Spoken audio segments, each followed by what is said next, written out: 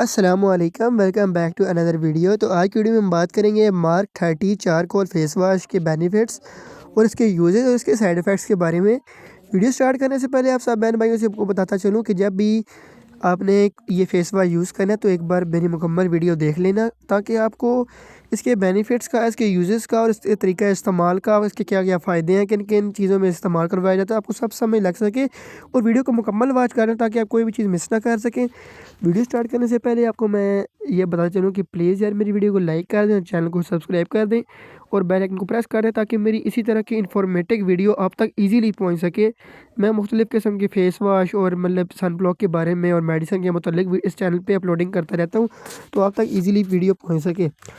तो जहाँ तक इसके बेनिफिट्स की बात करते हैं, तो ये इस्तेमाल करवाया जाता है स्किन ग्लोइंग के लिए। अगर आपकी स्किन मतलब जो है वो ऐसे मतलब मुरझाई रहती हो, तो आप उस चीज़ के लिए इसको इस्तेमाल करवा सकते हैं।